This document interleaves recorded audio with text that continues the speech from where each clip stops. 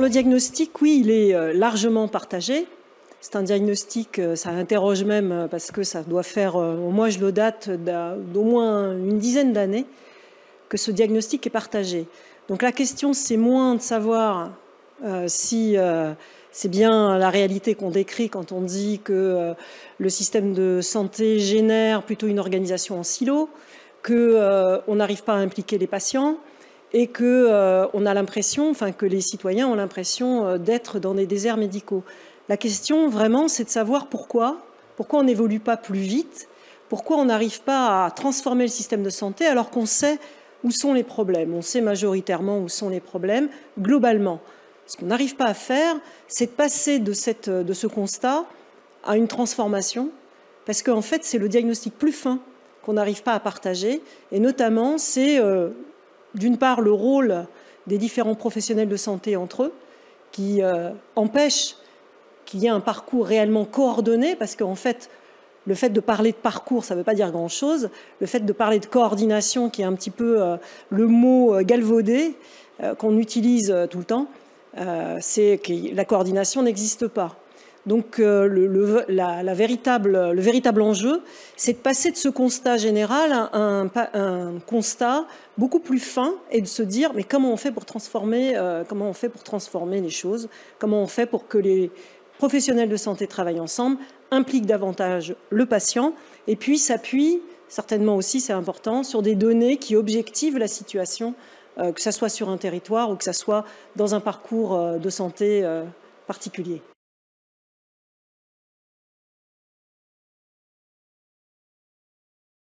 Si on regarde les causes qui aboutissent à cette situation qui paraît aberrante aujourd'hui, je pense qu'il y a plusieurs éléments.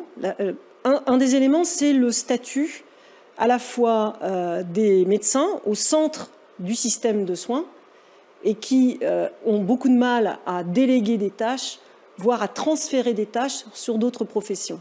Ce qui crée un sentiment de désertification médicale absolument systématique, alors qu'on sait qu'il n'y a jamais eu autant de médecins en France.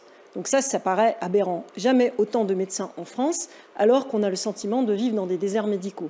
Par ailleurs, la transformation et les transferts de tâches vers d'autres professionnels de santé est en train de se faire dans des expérimentations, mais aussi en réel. On l'a vu avec les pharmaciens, qui ont le droit de faire certaines tâches qu'ils n'avaient pas le droit de faire il y a encore quelques années, et quelques mois même, puisqu'ils ont le droit de vacciner notamment, et qui vont devenir des professionnels de santé de proximité avec réellement un rôle, y compris dans la prévention. Par ailleurs, on a créé des IPA, donc des infirmières de pratique avancée, qui sont des professions qui existent dans d'autres pays, qui existent notamment au Québec, on connaît ça très bien, qui existent avec des équivalents dans d'autres pays anglo-saxons, enfin en Angleterre aussi en particulier. Et ça, en France, on a eu beaucoup de mal à les créer. Aujourd'hui, c'est une majorité de femmes, ces infirmiers ou infirmières sont en formation. Demain, elles vont avoir le droit de faire des prescriptions, mais aujourd'hui encore, le médecin ne transfère pas réellement des tâches puisqu'elles ne font des prescriptions. Elles ne font que renouveler des prescriptions qui sont déjà prescrites par les médecins. Donc ça, c'est quelque chose qui s'améliore, mais qui reste un blocage dans notre système de santé. L'argument de dire que les IPA, donc les infirmiers de pratique avancée, sont des sous-médecins, on pourrait s'interroger d'abord de savoir qui dit ça, si c'est les médecins eux-mêmes ou si c'est les infirmiers eux-mêmes. En fait, il faut qu'on intègre cette nouvelle fonction dans une équipe pluridisciplinaire dans laquelle chacun a sa place, le médecin, l'infirmier, les assistants de ces infirmiers, les administratifs, et puis aussi les financiers, parce que derrière l'ensemble de ce fonctionnement, il y a un modèle économique à visualiser, à partager, et puis à être responsabilisé sur son efficacité et son efficience. Donc, est-ce que ce sont des sous-médecins ?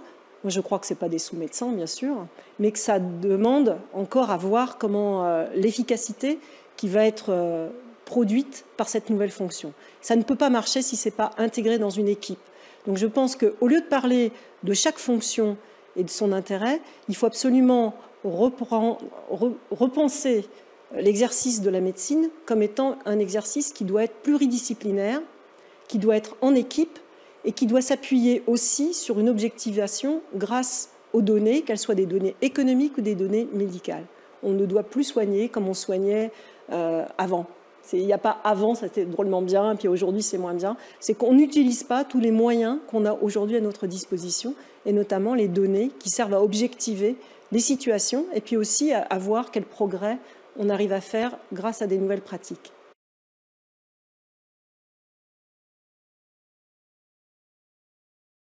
Mes traitements ou mes solutions seraient déjà, donc je le disais, de travailler en équipe. Ça, c'est absolument nécessaire et ça veut dire d'avoir des modèles économiques qui permettent de partager sur des parcours de santé les coûts, mais aussi les recettes qui sont générées par ces nouvelles pratiques. Donc ça se met en place dans des expérimentations, notamment dans les expérimentations article 51. Je trouve simplement que c'est un peu long à passer dans le droit commun et on reste en expérimentation bien trop longtemps.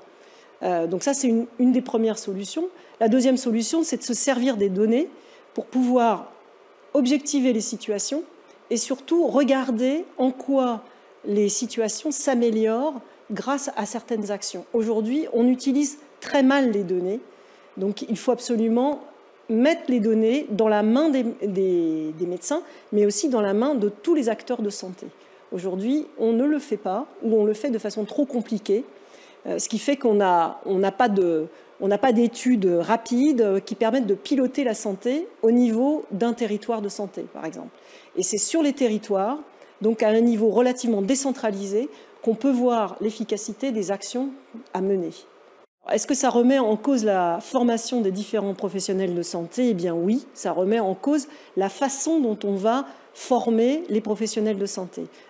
Il faut absolument qu'ils soient formés à cette pratique pluridisciplinaire, donc à travailler en équipe, mais aussi à travailler avec des spécialistes de la donnée, ce qui n'est pas fait aujourd'hui, à travailler pendant leurs études dans des formats, dans des formations, dans des organisations différentes, certainement à aller aussi travailler sur le terrain pendant leurs études, à travailler non pas seulement à l'hôpital, mais en ville, travailler dans des organisations qui sont en train de se mettre en place et qui ont du succès, c'est les CPTS notamment, et ça c'est évidemment pas encore fait, donc il y a beaucoup de travail à faire en matière de formation. Oui. Une mesure phare qui va impacter la façon de prendre en compte la santé plutôt que le parcours sur un patient ou une thérapeutique, c'est de travailler sur les données et de travailler sur un pilotage par les données en vie réelle au niveau des régions, de comparer ces régions entre elles et de comparer l'efficacité des actions au regard de l'évolution des indicateurs de santé publique.